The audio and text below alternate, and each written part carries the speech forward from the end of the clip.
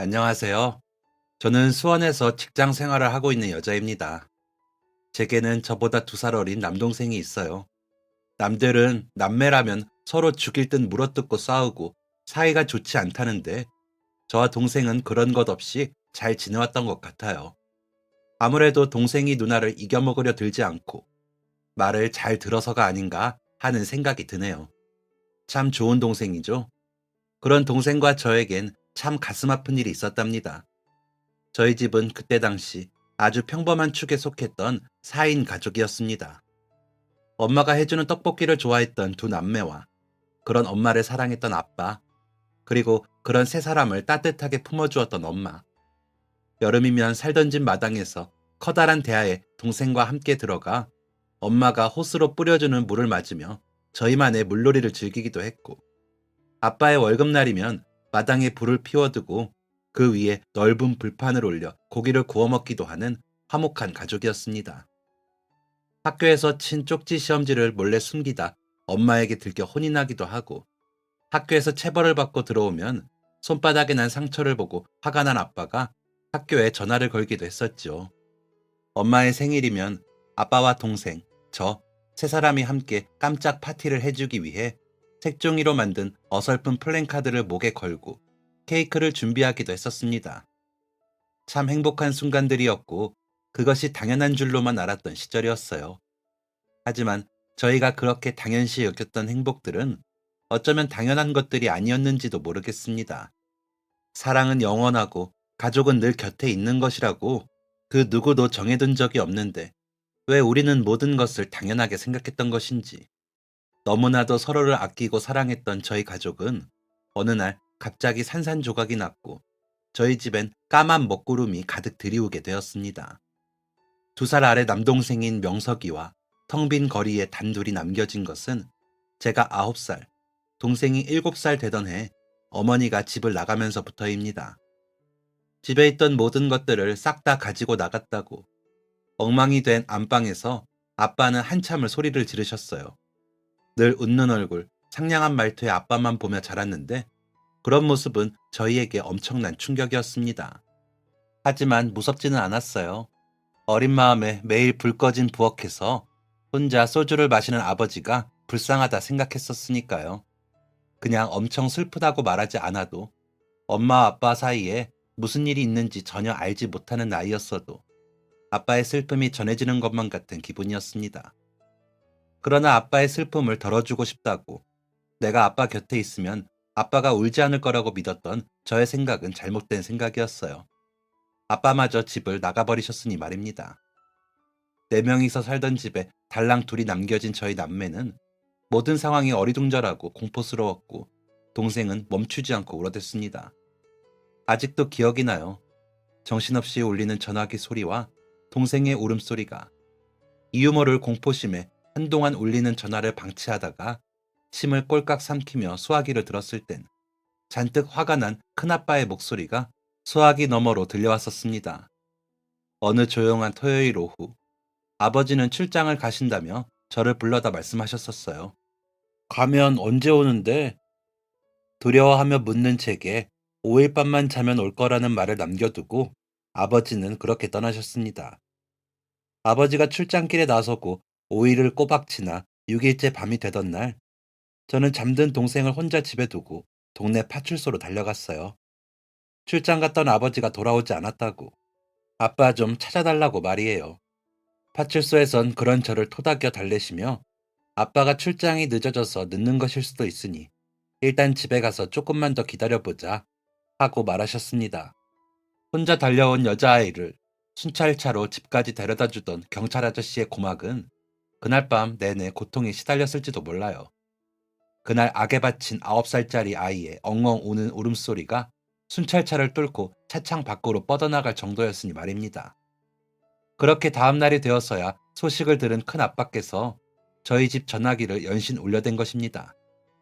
화가 난 목소리의 큰 아빠께서는 제가 여보세요 라고 하기도 전에 네 아빠 있나?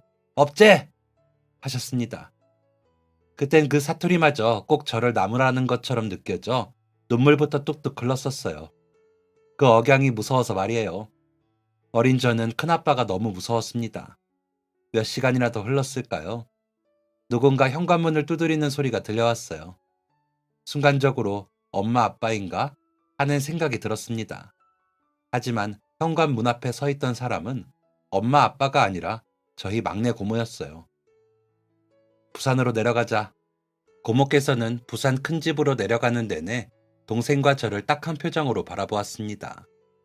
그리고 낯선 땅 부산에서의 생활은 잠깐이었지만 참으로 끔찍했어요. 정말 마지못해 저희를 거둔 것 같은 느낌이었습니다.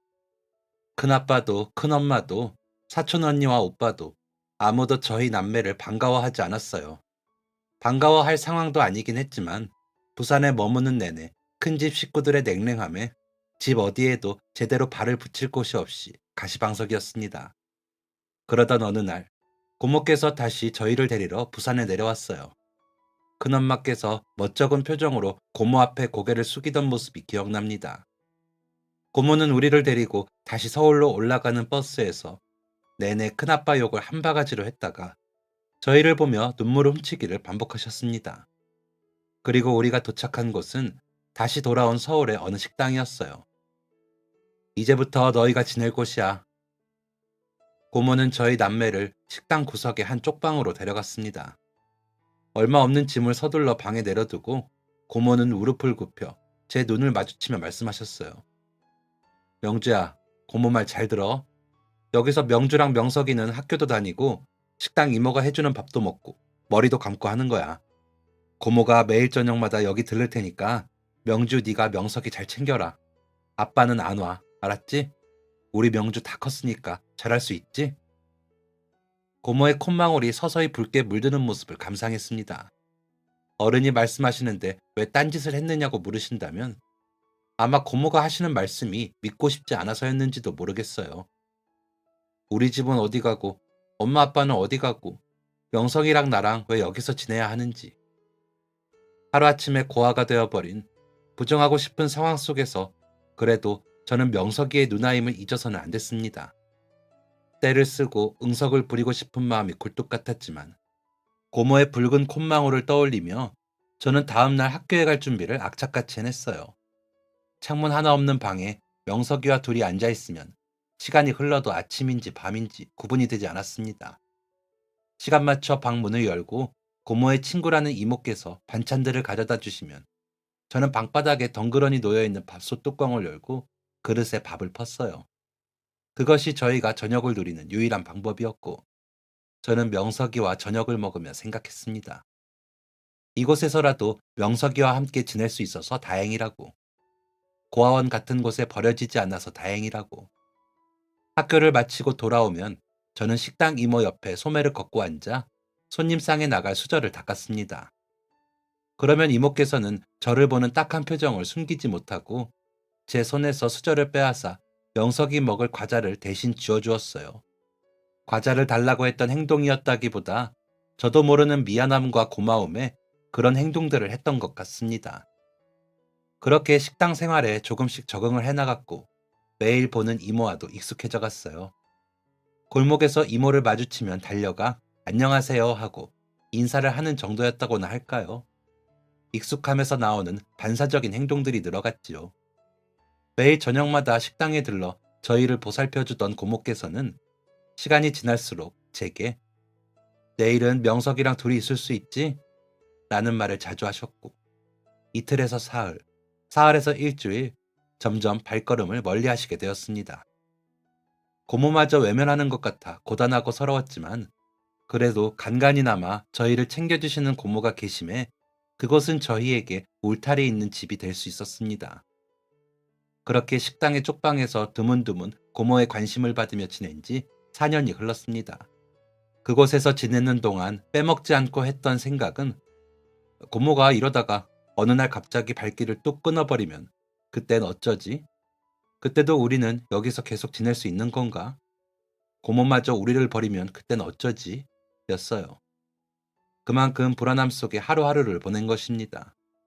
하지만 고모께서는 끝까지 우리를 포기하지 않았어요. 그곳에서 지내고 4년이 흐른 어느 날, 제가 13살이 되던 해에 고모께 넌지시 여쭈었습니다. 고모, 명석이랑 나 여기 말고 고모 집에서 같이 살면 안 돼요? 4년을 고민했던 저의 진심이었습니다. 그땐 속으로 4년이나 참았으니 이 정도면 고모께서 저희를 데려가 주시지 않을까 하는 철없는 생각을 했었어요. 그 정도로 저희를 거두어 준 것에 감사할 줄은 모르고 말입니다. 고모께서는 저의 질문에 잠시 당황하는 듯 하더니 손으로 제 머리를 귀 뒤로 넘겨주며 말씀하셨습니다. 고모가 미안해, 명주야. 고모 집에는 고모만 있는 게 아니라 고모부랑 고모부의 엄마, 고모부의 아빠도 다 같이 살고 있어서 너희를 데려갈 수가 없어. 미안해. 그래도 명주야, 고모가 너희 계속 보러 올게.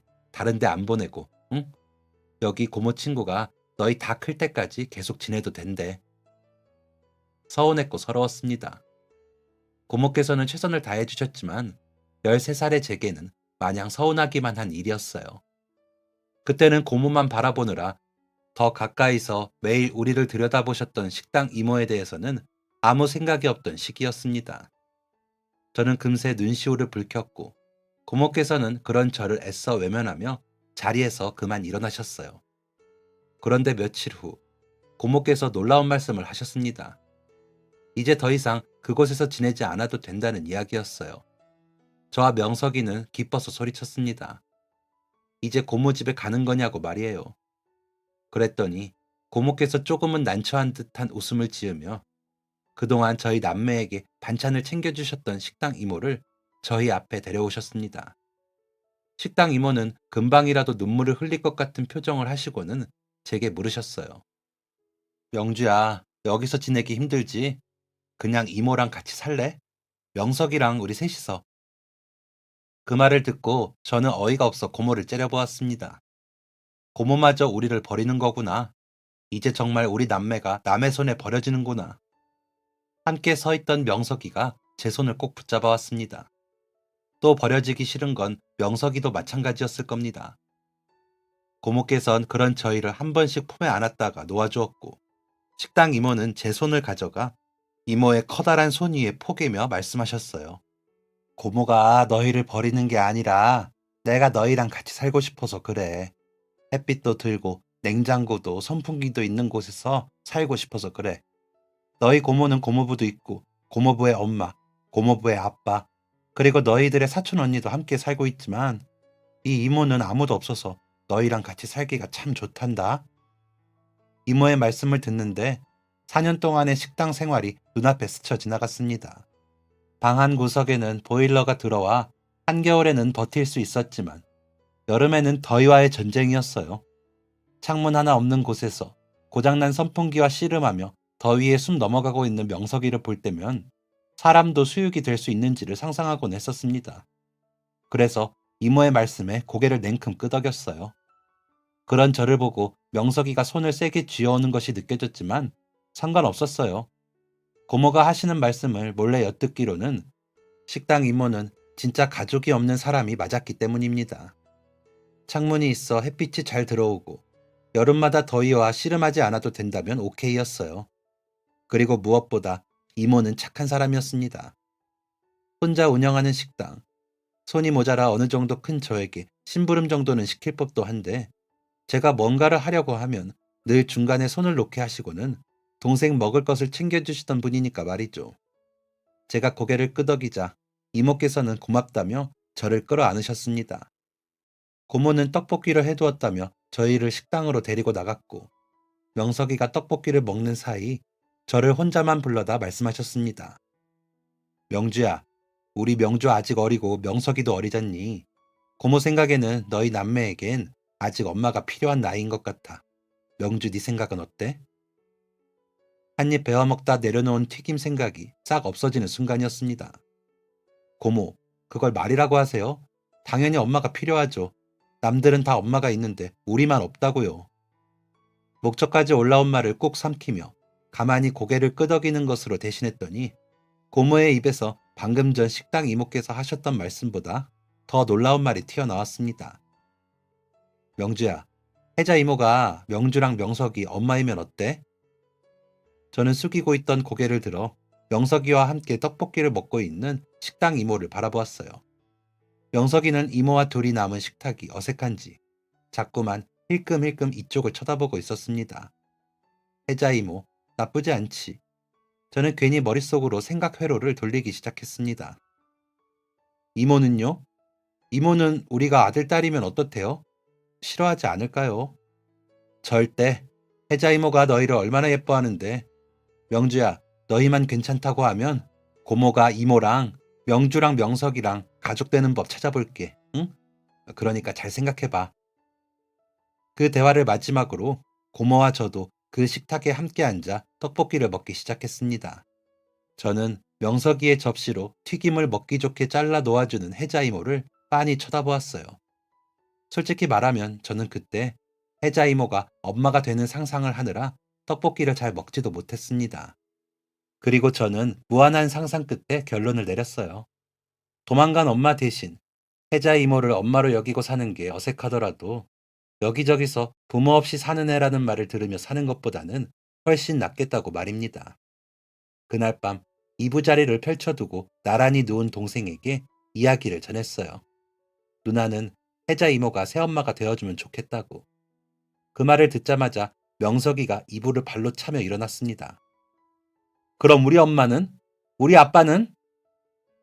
명석이는 화가 난다는 듯 말했어요. 그 마음이야 저도 100번 이해할 수 있었습니다.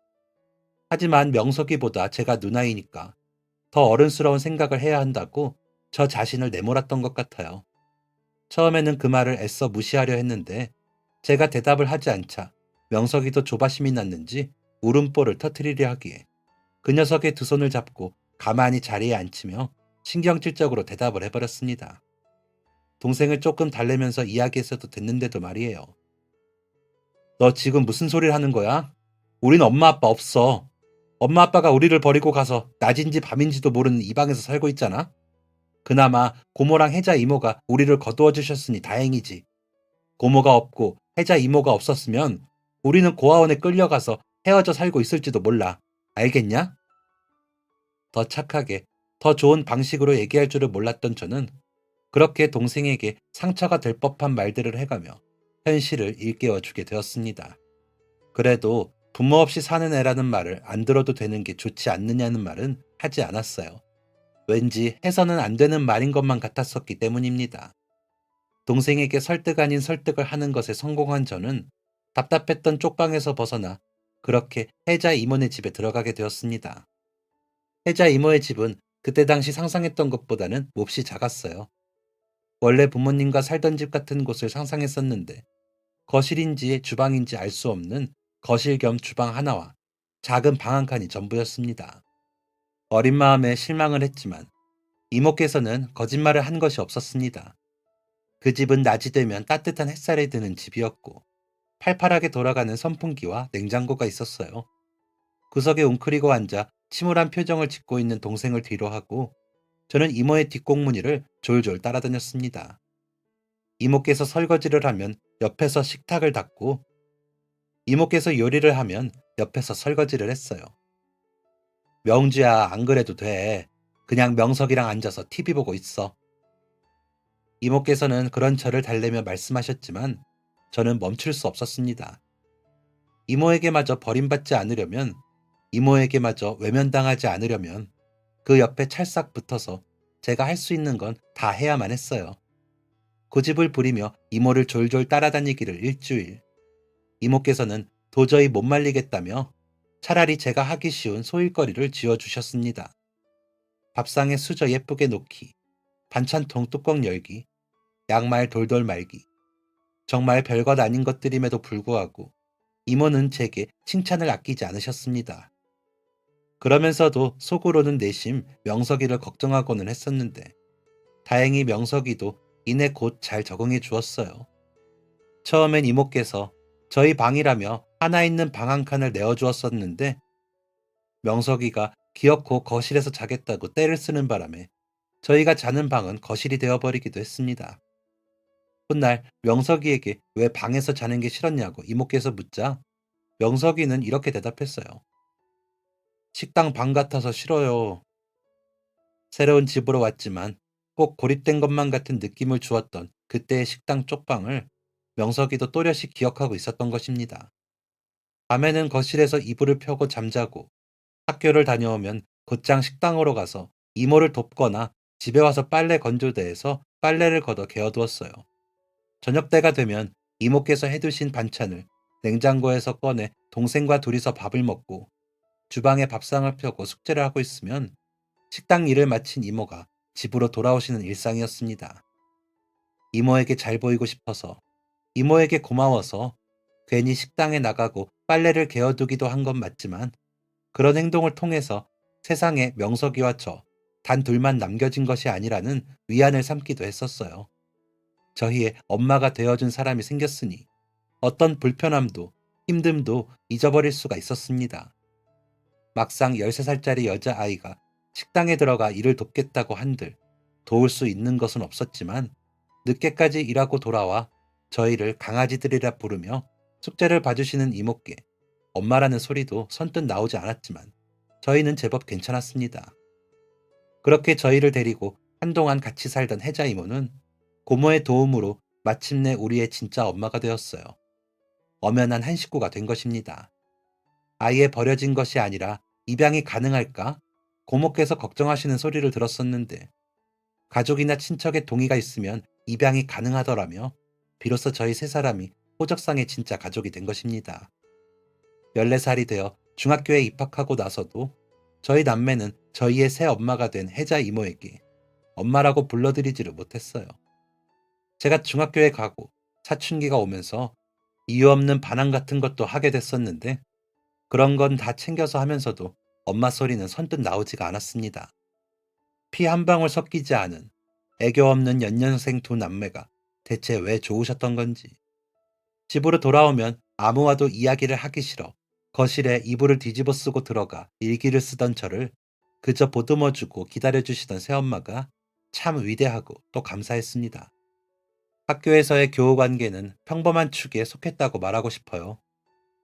제 부모님 안 계신데 어떻게 불쌍해서 하는 동정심 가득한 시선이나 정반대로 부모 없이 자란 애들이 다 그렇지 뭐 하는 싸늘한 시선. 둘 다 몸서리치도록 싫었던 것 같아요. 그래서 그런 시선을 느끼고 싶지 않아 더 밝은 척을 했었습니다. 늘 아무렇지도 않은 듯 웃어넘기고 혹여 말실수를 하지는 않을까 언행에 신경을 쓰는 게 몸에 배어 있었어요. 게다가 제가 저 스스로를 가엾게 여기고 불쌍함을 호소해봤자 저만 손해일 뿐이라고 생각하기도 했습니다. 우리 남매의 불행이 여기서 그치고 새엄마를 만나게 된 것은 참 다행이다. 라는 생각을 늘 가지려고 노력했고 그 모든 것은 저의 표정과 행동이 되어 곧 나라는 사람의 이미지가 되어주었던 것 같아요. 겉보기에 밝고 씩씩한 사람이었던 저의 내면을 다행히 아무도 알아채지 못했고 어떤 이유에서건 제가 노력했던 밝은 미소와 씩씩한 행동은 결국 제게도 좋은 영향을 미치게 된 것입니다. 다만 딱 한 가지 힘들었던 점이 있었다면 친구들이 다니는 학원을 저는 다니지 못한다는 것이었어요. 저였으면 학원을 다닐 수만 있다면 신이 나서라도 열심히 배우고 공부를 했을 것 같은데 친구들은 복에 겨워 학원에 가기 싫다고 투정을 부리기 일쑤였거든요. 자연스레 그 친구들에게 저는 학원을 안 가도 되는 부러운 애가 되어 있었지만 저는 속으로 그 애들이 얼마나 얄미웠는지 모릅니다. 공짜로 가르쳐주는 학원 같은 건 왜 없나? 그게 가장 속상했어요. 그리고 새엄마께 용돈을 달라고 하는 것도 제게는 엄청난 고역이었습니다. 사춘기가 와서 반항 아닌 반항을 하면서도 새엄마께서 얼마나 힘들게 벌어 사는 분인지를 충분히 아는 제가 용돈까지 달라고 하는 것은 너무 힘든 일이었어요. 저희가 아니었더라면 더 여유 있게 살 수 있지 않으셨을까? 늘 죄송한 마음이 컸으니까요. 겉으로는 무뚝뚝한 사춘기 소녀였으면서 말입니다. 그렇다고 새엄마께서 저희에게 용돈을 주지 않으셨던 건 아닙니다.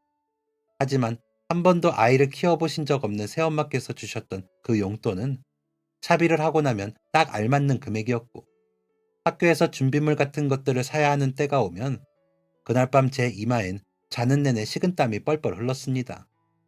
죄송함에 결국 말씀을 드리지 못하고 빈손으로 학교에 가면 선생님께 왕창 혼쭐이 나는 것입니다. 그래도 몇 번이나 그런 식으로 손바닥을 몇 대 맞고 나니 좋은 아이디어가 떠올랐습니다. 차비를 아끼는 것이요. 그렇게 저는 학교에 가는 버스를 타지 않고 평소보다 일찍 나와 등하교를 걸어서 하기 시작했어요. 물론 동생 명석이는 꼭 버스에 태워 보냈습니다. 학교에서 특별하게 준비물을 많이 필요로 하는 달이 아니면 제 차비를 아껴 동생과 제 준비물을 대충 어떻게 때울 수가 있었거든요. 그때는 매일 그렇게 걸어가는 등하굣길과 책상이 없어 비좁은 밥상 위에 공부를 하면서 지긋지긋하다는 생각을 하고는 했었지만 이제는 그렇지 않습니다.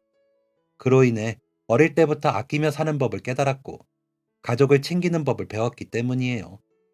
꼭 학원을 다녀야만 공부를 잘하게 되는 것은 아니라는 것도 알게 되었습니다. 저는 하루라도 일찍 돈을 벌겠다고 상업고등학교에 진학을 했지만 동생은 머리가 좋아 고등학교에서 꾸준히 전교 1등을 하고 있기 때문입니다. 평생 학원 한 번 다닌 적이 없는 아이임에도 불구하고 말이에요. 고등학생이 되고 취업반에 나갈 때까지도 저는 새엄마를 엄마라고 부르지 못했어요. 그저 엄마라고 부르는 것을 못할 뿐이지 저희는 누가 봐도 친엄마와 친자식들처럼 잘 지내기는 했었습니다.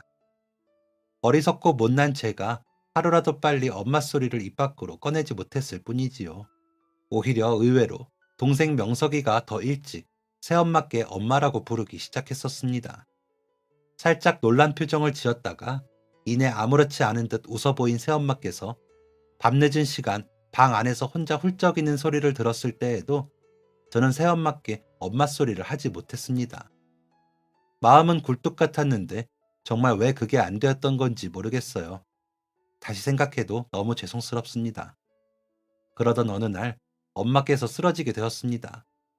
놀라고 두려운 마음에 연락을 받자마자 신발도 제대로 신지 못한 채 병원으로 달려갔어요. 엄마! 엄마! 입구에서부터 엄마를 부르고 또 부르며 달려들어갔습니다. 침대에 누워있는 엄마의 품에 안기며 엉엉 울다시피 엄마를 부르짖었어요. 다행히 엄마는 무서웠던 제 상상 속에서의 모습이 아니라 두 눈을 뜨고 의식이 있는 모습을 하고 계셨습니다. 너 엄마라고 했네? 엄마의 조금 어눌해진 말투가 가슴께에 콕콕 박혔습니다. 너무너무 무섭고 두려웠어요. 엄마를 잃게 될까봐요. 저는 그렇게 엄마가 쓰러지고 나서야 엄마라는 소리를 하게 되었습니다. 진즉에 불러드릴 걸 얼마나 후회했는지 몰라요. 엄마의 병명은 흔히 말하는 중풍이었고 반신마비가 일어나고 있었습니다. 속상한 마음에 엉엉 우는 것도 잠시 각종 검사와 엄마의 치료, 다시 현실로 돌아와 집안일과 간호, 학교를 병행하며 바쁜 하루하루가 계속되었어요. 엄마께서 일을 할 수 없게 되면서 생활보호 대상자 지원금으로 1년을 버텨야 했으며 저는 학교와 집안일, 엄마 간호를 정신없이 챙기면서도 빨리 취업에 나서야겠다 라는 생각뿐이었습니다.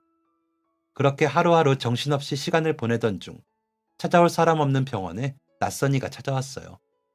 저는 그때 엄마의 침대 옆 간이 의자에 앉아 엄마의 손톱을 깎아주고 있었고 엄마는 그런 저의 집중한 얼굴을 재미난 듯 구경하고 계셨어요. 또각또각 울리던 두터운 구두굽 소리가 엄마의 침대 앞에서 멈춰섰고 엄마 손톱을 깎던 자세 그대로 몸을 돌려 멈춰선 두 발을 보자마자 깜짝 놀라 자리에서 벌떡 일어났습니다. 간이 의자가 바닥과 세게 마찰하며 듣기 싫은 소음이 불쾌하게 병실에 울려 퍼졌고 놀란 눈을 하고 바라본 곳에는 저보다 더 놀란 눈을 하고 저를 바라보는 아빠가 서 계셨습니다. 순간적인 반가움과 알 수 없는 슬픔에 와락 아빠의 품에 안기며 엉엉 울어버리고 싶었지만 망설여졌습니다. 저를 버리고 간 사람이니까요. 하지만 이미 구두를 보는 순간 터져버린 눈물은 막을 수가 없었습니다. 아빠냐고 묻는 말에 아빠께서는 명주야 하고 덜덜 떨리는 목소리로 제 이름을 부르셨어요. 한 번에 아빠를 알아본 저 때문에 많이 당황한 모양이었습니다. 하긴 저도 그 얼굴만 봤더라면 아빠를 알아볼 수 없었을 것입니다. 하지만 아빠가 신고 있는 그 구두만은 한 번에 알아볼 수 있었어요. 저희 가족이 화목한 가족이었던 시절 엄마가 생일 선물로 사준 구두를 아껴 신느라 앞코가 살짝 까졌는데도 절대 버리지 않던 아빠였습니다. 그 구두를 명석이와 한 짝씩 나눠 잡고 반짝반짝해질 때까지 닦아 놓으면 아침에 출근하시는 아빠가 그 구두를 꺼내어 보고 저희를 양팔로 끌어안으며 볼에 뽀뽀를 해주시곤 했었습니다. 앞코가 까진 신발을 계속 신고 다니는 아빠를 답답해하던 엄마가 신경 쓰여 몰래 까만 매직으로 앞코를 칠해두곤 했었는데 그 자국이 희미하게 지워지고 그대로 까져 있는 그 구두를 까만 매직이 지워지고 지워져 희미한 흔적만 남은 그 구두를 알아보지 못할 수가 없었습니다. 엄마도 도망을 가고 아빠도 결국 그 분노에 저희를 버리고 말았으면서 왜 그 구두는 여태 버리지 못한 건지 이해가 가지 않았습니다. 명주야, 아빠 알아보겠어? 아빠가, 아빠가 미안하다. 아빠는 그 세월 속에 어떻게 고모와는 다시 연락을 하면 지냈던 건지, 저희 남매가 고모 친구의 손에 거두어져 산다는 소식과 그 친구가 쓰러져 병원에 입원했다는 소식을 모두 전해 듣고 죄책감에 이곳으로 오신 것이었습니다. 아빠는 내내 서서 용서를 빌었습니다. 어떻게 해야 할지 몰라 저는 가만히 외면만 했습니다. 그리고 아빠가 병실에 들어온 지 몇 분 지나지 않았을 때 문을 열고 고모가 들어오셨어요. 엄마는 제게 고모와 아빠와 함께 밖에 나가 밥이라도 한 끼 하고 오라고 제 손을 잡았습니다. 싫다고 말하고 싶었지만 엄마가 힘주어 잡는 손에 꼭 무슨 뜻이 담긴 것만 같아 거절하지 못하고 어색한 발걸음을 내딛었어요. 병원 앞 식당, 아빠의 갑작스런 방문에 어색하게 식당에 둘러앉은 세 사람에게 냉한 기운이 맴돌았고 고개를 숙인 채 아무 말도 못하는 아빠의 그 침묵을 고모가 깨트렸습니다. 인간아, 네 눈으로 똑똑히 잘 봐라. 우리 명주 잘 컸지? 이 얼굴이 어디 세상살이 신산스러움을 다 겪은 얼굴인지 한번 자세히 봐봐. 어린 나이에 부모 다 잃고 힘들게 살았다고는 믿기지 않을 만큼 밝고 구김살 없지 않니? 얘가 어딜 봐서 햇빛 한 점 들지 않는 식당 쪽방에 동생이랑 웅크리고 앉아 아침인지 밤인지도 모르고 하루하루를 살았던 아이로 보이니? 우리 명주 웃는 얼굴이 얼마나 예쁜지 오빠 너는 모르지? 화목한 집안에서 부족한 것 없이 유복하게 자란 또래 아이들 누구라도 명주처럼 이렇게 예쁘게 웃을 줄 아는 애는 없을 거야. 오빠 넌 뭐가 우리 명주를 이렇게 웃게 만들었다고 생각해? 누가 우리 명주한테 이런 천사 같은 미소를 선물했을까? 고모의 말투는 상냥했지만 그 안에 담긴 말들은 아빠를 나무라는 내용들이었고 아빠는 아무런 대답도 하지 못하고 테이블에 고개를 받고 엉엉 울어버렸습니다. 식당 직원이 우리 자리로 음식들을 내어주었지만 세 사람 중 그 누구도 수저를 들지 않았어요. 가까스로 눈물을 멈춘 아빠가 제게 진심으로 용서를 빌었고 저는 테이블 위에서 차갑게 식어가는 찌개 뚝배기만 하염없이 바라보았습니다. 미안하다, 잘못했다는 말에 무슨 대답을 해야 할지 도저히 모르겠더라고요. 2시간이 넘도록 저희는 테이블 하나를 사이에 두고 앉아 있었지만 아빠의 절절매는 사과의 말 말고는 아무 말도 오고 가지 않았습니다. 일방적인 사과였어요. 그리고 다시 돌아온 병실. 잔뜩 힘이 빠진 제게 어눌한 말투의 엄마가 말씀하셨습니다. 아빠를 용서하라고. 엄마는 괜찮다고. 너는 아빠의 구두를 보고 한 번에 알아볼 정도로 아빠를 그리워하지 않았냐고. 엄마는 괜찮으니까 명주 네가 괜찮으면 네가 용서하고 싶으면 마음껏 용서하라고. 아픈 엄마 앞에서는 차마 울 수가 없어 뒤를 돌아 집으로 돌아가는 길에 숨을 죽여가며 울고 또 울었습니다. 집으로 돌아가 그날 있었던 일을 명석이에게 전하자 명석이도 눈물 범벅이 되어 믿을 수 없다는 듯 제게 묻더군요. 엄마가 진짜 아빠 용서하래? 저는 가만히 고개를 끄덕였습니다. 우리만 괜찮으면, 우리만 용서하고 싶으면 엄마는 괜찮대. 우리 하고 싶은 대로 하래. 그렇게 저희 남매는 밤샌 상의 끝에 고모를 통해 아빠와 다시 만나는 자리를 갖게 되었습니다. 다시 아빠와 만난 자리. 저희는 아빠에게 딱 한마디 여쭈었습니다. 그 구두 왜 아직도 안 버리고 신고 다니느냐고 말이에요. 아빠는 말씀하셨습니다. 근데 너희한테 해서는 안 될 짓을 했지만 그때 아빠는 엄마와 너희를 정말 사랑했고 그래서 이 구두가 좋았어.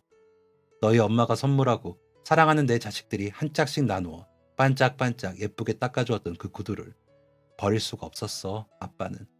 명주, 네가 매직으로 칠해진 부분이 지워질 때마다 후회하고 또 후회했어. 너희들을 끝까지 지켜주지 못하고 무책임하게 떠난 것을. 아빠의 마음은 어땠을까? 하고 생각해 보려다가 애써 생각을 떨쳐버렸습니다.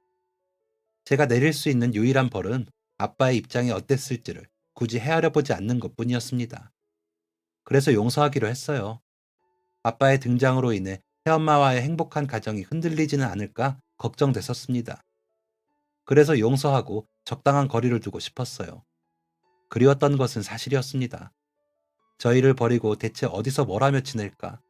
늘 아빠를 향한 원망 반, 그리움 반이 마음속에 있었습니다. 하지만 저는 그 자리에서 아버지는 도대체 그동안 어디서 뭘 하고 지냈느냐고 여쭙지 않았습니다. 그런 대화를 하다 보면 자연스레 그동안 켜켜이 쌓아두었던 원망이 터져나올 것이고 자칫하면 지금의 평화가 깨질 것만 같았거든요. 그 두려움에 아빠의 과거를 모른 척 묻어두기로 했습니다.